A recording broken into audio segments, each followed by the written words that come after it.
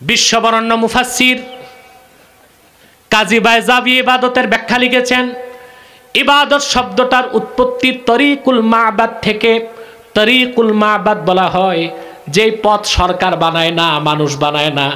মানুষ যখন ক্ষেত খামারে হাঁটে, মানুষের পায়ের আঘাতে যে পথ তৈরি হয়, গ্রামের পথ, মেঠো পথ, তাকে বলা হয় তরিকুল মাবাদ। সেই তরিকুল মাবাদ থেকে ইবাদত। তার মানে বান্দা রবের কাছে তাকে এতটা তুচ্ছ করে দিবে, আল্লাহর ইবাদত, আল্লাহর বন্দেগী, আনুগত্যের ক্ষেত্রে বান্দা তার অস্তিত্বের কল্পনাও করবে না। দ্বিতীয় সংজ্ঞা দিয়েছেন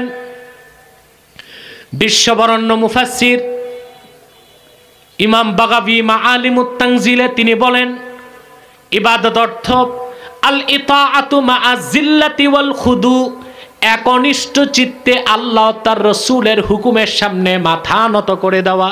সুবহানাল্লাহ বলবেন না? তার নাম কি? ইবাদত। বিশ্ববরণ্য মুফাসসির ইমাম সিয়ুতি তাফসীর লিখেছেন, ইবাদত হচ্ছে ইমতিসালুল আওয়ামির ওয়া ইজতিনাবুন নাওয়াহি, কোরআন হাদিসের সব হুকুম মানা, সব নিষেধ ছাড়া, তার নাম ইবাদত। তাহলে কি শুধু নামাজ রোজার নাম ইবাদত? কথা বলে না। কোরআন হাদিসের সব হুকুম মানা, সব নিষেধ ছাড়া, তার নাম কি? তার মানে আপনি নামাজ পড়বেন আবার সুদ খাবেন, নামাজ পড়বেন বিচার আচারে যে ঘুষ খাবেন, এটা হয় বাংলাদেশে? হয় কি না? বাদী দুর্বল, বিবাদী শক্ত। তখন যে এলাকার মোড়লকে নিয়ে চাইনিজ খাওয়ায়, চাইনিজ খাওয়ার পর মোড়ল সাহেবের আঙ্গুলই বিবাদীর দিকেই যায়, ঠিক কিনা? কিন্তু নামাজও পড়তেছে, নামাজও পড়তেছে, নামাজ পড়তে পড়তে মাশাআল্লাহ দাগ ফালাই দিছে কপালে, ঠিক কিনা? কিন্তু শুধু খায়, ঘুষও খায়। এইটা ইবাদত নয়। ইবাদত হচ্ছে হুকুম মানা, নিষেধ ছাড়া। এখন এই হুকুম মানবেন কোন কোন ক্ষেত্রে, নিষেধ ছাড়বেন কোন কোন ক্ষেত্রে? শুধু মসজিদ মাদ্রাসায় এসেই কোরআন হাদিসের হুকুম মানবেন, নিষেধ ছাড়বেন না জীবনের সকল ক্ষেত্রে? আপনি একদিকে নামাজ রোজা করবেন, আর একদিকে তাগুতের তন্ত্র মন্ত্র মানবেন, এটা ইবাদত বলে গণ্য হবে? হবে না। এবার আসেন, আল্লাহকে রব হিসেবে যদি মানতে চান আর আল্লাহর ইবাদত করতে চান, তিনটা নীতি আপনাকে বাস্তবায়ন করতে হবে। এটাই হচ্ছে আমার আজকের আলোচনার মূল মেসেজ। এটা দিয়েই বিদায় দিচ্ছি। আর একটা লোক দাঁড়াবার চেষ্টা করবেন না। আমি দেখছি রাত বেশি, পানি পড়ছে, কুয়াশার পানি পড়তেছে, আমি এক্ষুনি ছেড়ে দিচ্ছি। কয়টা নীতি? আল্লাহকে রব হিসেবে বিশ্বাস করেন, শুধু মুখে না মনে? রবের ইবাদত করবেন, কয়টা নীতি বাস্তবায়ন করতে হবে? আল্লাহ পাক বলেন, কুল ইয়া আহলাল কিতাবি তাআলাউ ইলা কালিমাতিন সাওয়াইন বাইনানা ওয়া বাইনাকুম আল্লা না'বুদা ইল্লাল্লাহ ওয়া লা নুশরিকা বিহি শাইআ ওয়া লা ইয়াত্তাখিযা বা'দুনা বা'দান আরবাবাম মিন দুনিল্লাহ। আল্লাহ পাক বলেন, মুহাম্মদ সাল্লাল্লাহু আলাইহি ওয়াসাল্লাম, আপনি ডাক দিয়ে বলুন, হে আহলে কিতাব, তাআলাউ ইলা কালিমাতিন সাওয়াইন বাইনানা ওয়া বাইনাকুম, আসো একটি কথায় আমরাও বিশ্বাস করি, তোমরাও বিশ্বাস করতে পারো, একটি কথায় আমরা ঐকমত্য স্থাপন করি। সেটা কি? আল্লাহ না'বুদা ইল্লাল্লাহ, আমরা আল্লাহ ছাড়া কারো ইবাদত করব না। ওয়ালা নুশরিকা বিহি শাইআ, আল্লাহর সাথে কোনো ব্যক্তি কোনো বস্তুকে শরীক করব না। কোনো ব্যক্তি, কোনো বস্তু, কোনো মাজার, কোনো মিনার, কোনো সৌধ, কোনো প্রতিমা, কোনো ভাস্কর্য, কোনো প্রতিকৃতি, কোনো ব্যক্তি, কোনো বস্তুকে আল্লাহর ইবাদতে শরীক করব না। কয়টা নীতি? ওয়ালা ইয়াত্তাখিযা বা'দুনা বা'দান আরবাবাম মিন দুনিল্লাহ, আর আমাদের প্রকৃত রব আল্লাহকে বাদ দিয়ে মানুষ হয়ে অন্য মানুষকে আমরা রব বানাবো না। আপনাকে অন্যকে রব বানান? জি, বানাচ্ছেন, আপনারা বানাচ্ছেন, আমি বুঝাই দিচ্ছি। তারপর তো বলবেন হ্যাঁ বানা, ঠিক কিনা? মুসলমান কোথায় আছে অবস্থান আপনাদের ভালো করে বুঝেন। এই আয়াত সূরা আলে ইমরানের, এই আয়াত নাযিলের পর সাহাবা, ইহুদিদের একদল লোক আল্লাহ রাসূলের কাছে আসলেন। নেতৃত্বে আব্দুল্লাহ ইবনে সালাম, তিনি তখনও মুসলমান হন নাই। গোটা আরবে মদিনাতুল মুনাওয়ারাতে সবচেয়ে বড় আলেম ছিল ইহুদিদের আব্দুল্লাহ বিন সালাম। হাদিসটা এসেছে মুস্তাদরাক আলা সাহিহাইনে। আব্দুল্লাহ ইবনে সালাম এসে বলেন, ইয়া রাসূলুল্লাহ সাল্লাল্লাহু আলাইহি সাল্লাম, আমরা ইহুদিদের একটা প্রশ্ন, আল্লাহ আমাদের কি তিরস্কার করলেন, আমরা মানুষ হয়ে মানুষকে রব বানাই, আমরা তো আল্লাহকেই রব মানি। আল্লাহর হাবিব প্রশ্ন করলেন, আব্দুল্লাহ ইবনে সালাম, আল্লাহ যেটাকে হালাল করেছেন তোমাদের ধর্মের পাদ্রী পুরোহিতরা সেটাকে যখন হারাম বানায় তোমরা কি তা মানো না? তারা বললেন জি। আল্লাহর হাবিব বললেন, আল্লাহ যেটাকে হারাম করেন তোমাদের ধর্মের পাদ্রী পুরোহিতগণ সেটাকে যখন হালাল বানায় তোমরা কি তা মানো? বলে জি। আল্লাহর হাবিব বললেন, আল্লাহর হালালকে হারাম করে আর আল্লাহর হারামকে হালাল করেই তো তোমরা মানুষ হয়ে মানুষকে রব বানাচ্ছ। এই কাজ কি হয় আমাদের দেশে? কথা বলে না। আল্লাহর কোরআনের নির্দেশ, ছেলের বয়স 21, মেয়ের বয়স 18, এরকম সময়সীমা আল্লাহ নির্ধারণ করেন নাই। ইসলামে বাল্য বিবাহ নাই, ইসলামে আছে বালেগ বিবাহ। আমার সাথে তো আপনারা নাস্তিকদের সাথে ডিবেটগুলো দেখেন। আলহামদুলিল্লাহ, আল্লাহ নূর নবী মুহাম্মদ সাল্লাল্লাহু আলাইহি ওয়াসাল্লামের জুতা মোবারকের সদকায় প্রত্যেক জায়গাতে আল্লাহ আমাদেরকে বিজয় দিয়েছেন। এটা আমাদের ব্যক্তিগত বিজয় না, সমস্ত উম্মাহের বিজয়। প্রিয় সুধী, তা আমি বলি তাদেরকে যে বাল্য বিবাহ তো ইসলামে নাই, আমিও তো বলি বালেগ বিবাহ আছে। কি আছে? ইসলামের হুকুম, ছেলে যখন বালেগ হয়, ম্যাচিউরড, মেয়েও ম্যাচিউরড, তাদের বিয়ে হতে পারে। কিন্তু আমরা আইন করেছি, আমরা না, 21 যদি না হয় ছেলে, 18 যদি না হয়, এটা বাল্য বিবাহ। এটা কত বড় হারাম কাজ!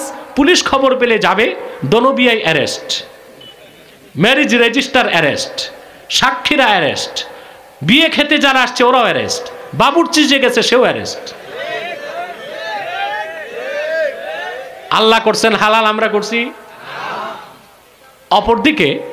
অপরদিকে প্রচলিত আইনে ছেলে আর মেয়ে যদি রাজি থাকে, বয়স যাই থাক, একটু ফষ্টি নষ্টি করে পার্কে যে একটু লিভ টুগেদার ফ্রি মিক্সিং করে, তাতে কোনো দোষ নাই, দোনোজন তো রাজি ছিল।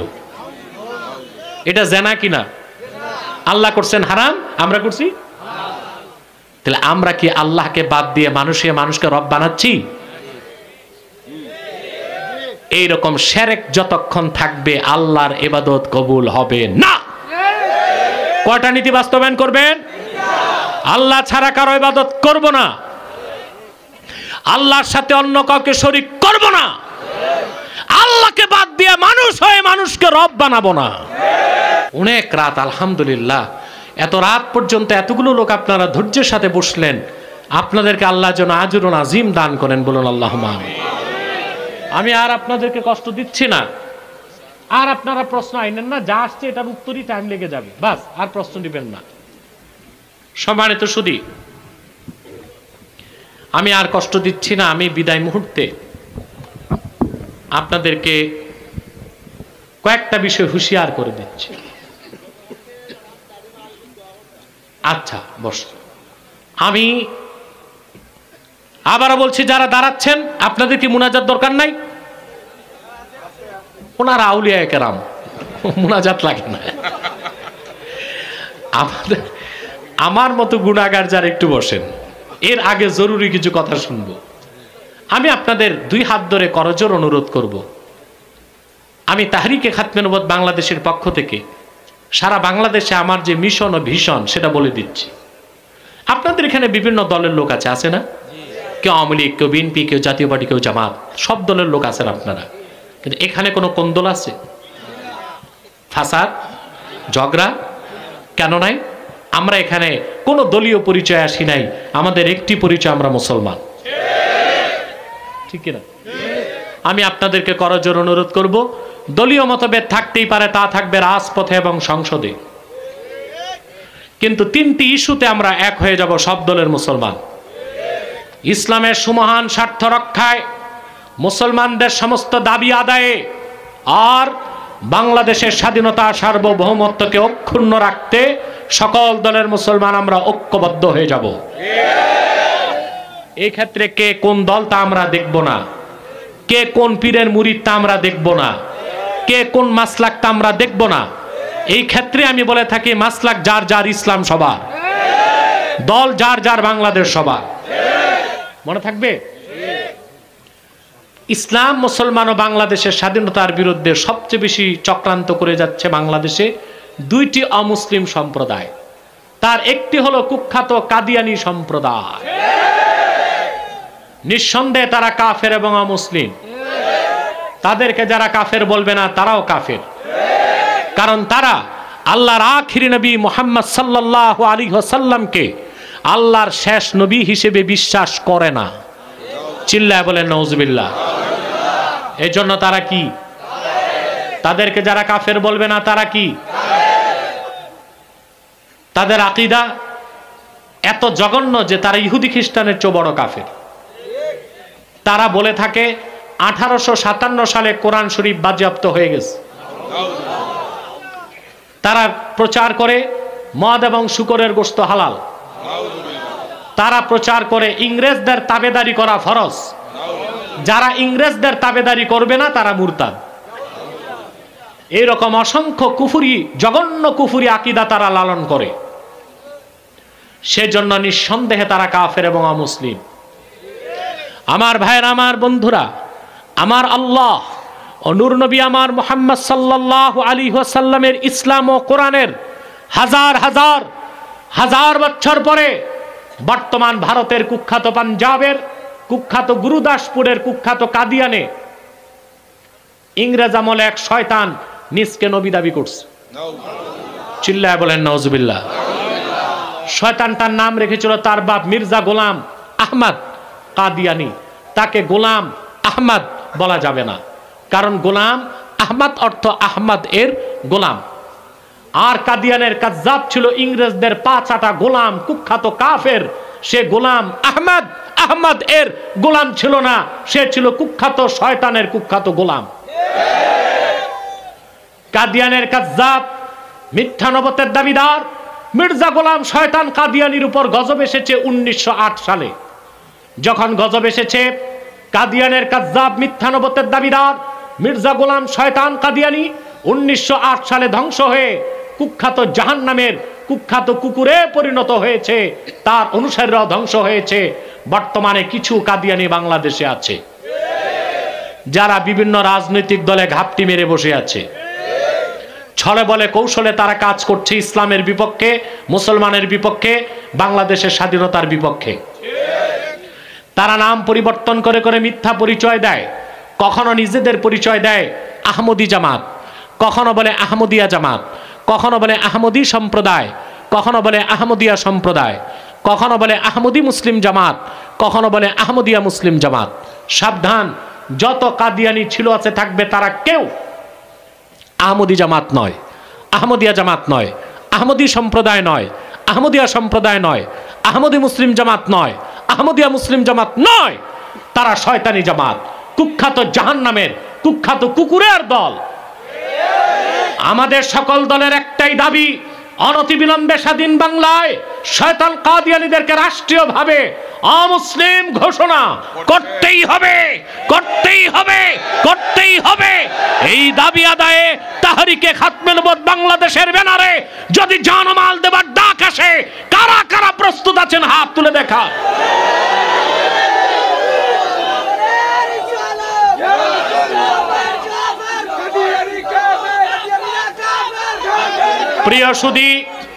প্রিয় সুধী, আমি সিলেটে আমাদের তাহরিকে খাতমে নবুয়ত বাংলাদেশ কাজ করে যাচ্ছে। আমি আল্লামা ফুলতুলি রহমতুল্লাহি আলাইহের হাতে গড়া তার প্রিয় সংগঠন তালামিজে যারা আছে তাদেরকে বলবো, আপনারা তাহরিকে খাতমে নবুয়ত বাংলাদেশে, আমাদের তাহরিকে খাতমে নবুয়ত বাংলাদেশের ব্যানারে যারা কাজ করছে তাদের সাথে কাঁধে কাঁধ মিলিয়ে কাজ করবেন। কারণ আমাদের জনপুর মাসলাক থেকে ফুলতলি মাসলাক, ঠিক কিনা? আমরা মাসলাকেও এক, ঠিক কিনা? অতএব আমাদেরকে তালামিজকে আমি চাই তাহরিকে খাতমে নবুয়ত বাংলাদেশের ব্যানারে যে কোনো আন্দোলন সিলেটে হলে আমরা সবার আগে তালামিজকে চাই। আল্লাহ কবুল করুক।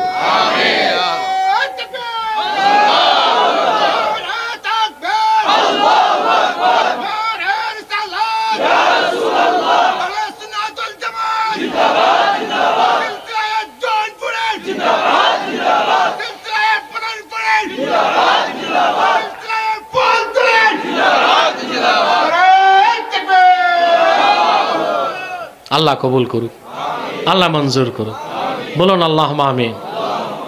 প্রিয় সুধী, এবং আমাদের তাহরিকে খাতমে নবুয়তের ব্যানারে যে কোনো মাসলাকের লোক কাজ করতে পারবেন, যে কোনো রাজনৈতিক দলের লোকও কাজ করতে পারবেন। কথা বুঝতে পারছেন? আল্লাহ কবুল করুক। এখানে মৌলভীবাজারের দায়িত্বশীলরা আছে, বদরুল কোথায়, শামীম, তারা আসছে। আমার সিলেট মহানগরের দায়িত্বে আছে আমার সেনাদন্য পাইলট উজ্জ্বল, সেও এসেছে অনেক কষ্ট করে।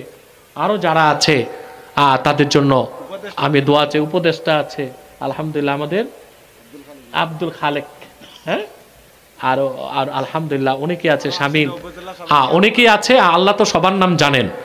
তাদের সাথে যোগাযোগ করবেন, কাজের সুযোগ পাবেন ইনশাআল্লাহ। আর মনে রাখবেন, কুখ্যাত কাফের কাদিয়ানীদেরকে অর্থনৈতিক সহযোগিতা করবেন না। করেন আপনারা? করেন। প্রাণ কোম্পানির জিনিস তাদের, সেজান কোম্পানির জুস তাদের, আর এফএল এর পণ্য তাদের, প্রথম আলো, ডেলি স্টার, কালের কণ্ঠ, এগুলো তাদের। এগুলো ধরবেন না, কিনবেন না, বেচবেন না, মনে থাকবে। আরেকটি অমুসলিম সম্প্রদায় ইসলাম, মুসলমান ও বাংলাদেশের স্বাধীনতার বিরুদ্ধে কাজ করে যাচ্ছে। এটার নাম ইসাই তরিকা। এটা খ্রিস্টানদের একটা ছদ্মনাম। বাংলাদেশে কাজ করছে ইসাই তরিকা নামে। তারা মানুষকে সদস্য বানায়, তারপর বলে তুমি মুসলমান, তবে তুমি ঈসার উম্মত মুসলমান। ঈসার উম্মত মুসলমান না খ্রিস্টান? বর্তমানে তাদের সংখ্যা বাংলাদেশে 9.5 লক্ষ পার হয়েছে। আপনারা বেখবর ঘুমায় আছেন আর তারা কাজ করে যাচ্ছে। আমাদের উলামায়ে কেরামকে বলবো, ঈসাই তরিকার ব্যাপারে যদি ধারণা চান, আমরা যথেষ্ট তথ্য উপাত্ত আপনাদেরকে দিব। আপনারাও এই ঈসাই তরিকা, খ্রিস্টানদের নব্য দল, তাদের ব্যাপারে একটু সোচ্চার হবেন। পারবেন না ইনশাল্লাহ? আরেকটি ফেরকার কথা না বললে নয়, এটা হচ্ছে হিজবুত তাওহীদ। এটাও ঢুকতেছে। এটা একটা বড় ধরনের বাতিল ফেরকা, একটা কাফের ফেরকা। এরা বলে যে দাজ্জাল বলতে কোনো কিছু নাই, ইমাম মাহদি বলতে কেউ আসবে না, ঈসা বহু আগেই মরে গেছে, 2500 বছর আগে, আকাশ থেকে নামবে না। তারা বলে নামাজ হচ্ছে ব্যায়াম, ওযু থাকলেও পারে, না থাকলেও পারে। তারা বলে মহিলাদের পর্দার কোনো প্রয়োজন নাই, বর্তমানে দরকার নাই, ফ্রি মিক্সিং হতে পারে মহিলাদের মধ্যে। আর যদি ছেলে মেয়ে রাজি হয়, বিয়ের দরকার নাই, ফিজিক্যাল রিলেশন হতে পারে। এভাবে সবচেয়ে বেশি তারা স্বীকার করতেছে আমাদের যুব সমাজকে। এই হিজবুত তাওহীদ, তাদের ব্যাপারেও সোচ্চার থাকবেন। পারবেন ইনশাআল্লাহ? আসুন এবার মোনাজাত করি 2-3টা প্রশ্নের উত্তর দিয়ে, ঠিক আছে? আপনারা 11 বার ইস্তেগফার পড়েন, 3 বার সূরা ইখলাস পড়েন। আর যারা দাঁড়িয়ে আছেন বসে যান। এক ভাই প্রশ্ন করেছেন, মানুষ মারা যাওয়ার পরে তালকিন করা যাবে কি, নিয়ম কি? মারা যাওয়ার পর তালকিন হচ্ছে, মারা যাওয়ার পরে দাফন করার পর তার কবরের পাশে দাঁড়িয়ে পড়বেন, রাদিতু বিল্লাহি রাব্বা অবিল ইসলামি দীনা অবি মুহাম্মদ সাল্লাল্লাহু আলাইহি সাল্লাম নবিয়্যা ওয়া রাসূলা। এটাই তালকিন। আমাদের কুমিল্লা এলাকায়, বাংলাদেশে একটা বেদাত চালু হয়েছে, কবরের 4 কোণায় দাঁড়ায় আজান দেয়। এটা বেদাত, এটা করা যাবে না। মৃত্যুর পর মানুষের কাফনের কাপড়ের মাঝে আতর দিয়ে লা ইলাহা ইল্লাল্লাহ মুহাম্মাদুর রাসূলুল্লাহ সাল্লাল্লাহু আলাইহি ওয়াসাল্লাম লেখা যাবে কি? এটা আদবের খেলাফ। কারণ আপনি লিখে দিলেন, লাশ তো কবরে যাওয়ার পর গলে যাবে, তখন তো কোরআন শরীফের আয়াত কালেমাতে এবার হুরমত রক্ষা হবে না। কথা বুঝতে পারছেন? মসজিদের নামে পাঞ্জেগানা জায়গা ওয়াকফ করা, সেখানে মসজিদ না হয়ে 100 হাত দূরে মসজিদ হয়েছে, অফ জায়গার কি মক্তব হবে? জি না। কোনো মসজিদের জন্য যে জায়গা ওয়াকফ হয়, সেটা মসজিদ ছাড়া আর কিছু ব্যবহার করা যায় না, মসজিদের হুকুমেই থাকবে। ওয়াকফের নিয়ম দলিল প্রমাণ লাগবে না। ফাতাওয়া কাজীখানে আসছে, কোনো এক ব্যক্তি দাঁড়ায় সীমানা দেখালো, যে 20 হাত লম্বা 20 হাত পাশ, এই জায়গাটা ওয়াকাফতু হাজিহিল আরদা লিল্লাহ, যে আমি এতটুকু জায়গা আল্লাহর জন্য ওয়াকফ করলাম। এরপর যদি একজন মুসল্লি এক ওয়াক্ত নামাজ পড়ে, কিয়ামত তক সেটা মসজিদের জন্য ওয়াকফ হয়ে যাবে। এবং ফতোয়া স্বামীতে এসেছে লা ইয়াখরুজুল মসজিদু আনিল মসজিদিজ্ঞাতি আবাদা, মসজিদ কখনো মসজিদের হুকুম থেকে বের হবে না। এখন বিশেষ কারণে যদি বড় মসজিদ করেন, আগের মসজিদ আর ব্যবহৃত না হয়, ফাতাওয়ার নিয়ম হচ্ছে সেটাকে ঘেরাও দিয়ে রেখে দিতে হবে। মসজিদের আদব যেভাবে রক্ষা করতে হয় সেভাবে আদব রক্ষা করতে হবে। আর অনাবাসিকভাবে সেখানে মক্তব মাদ্রাসা চালানো যাবে।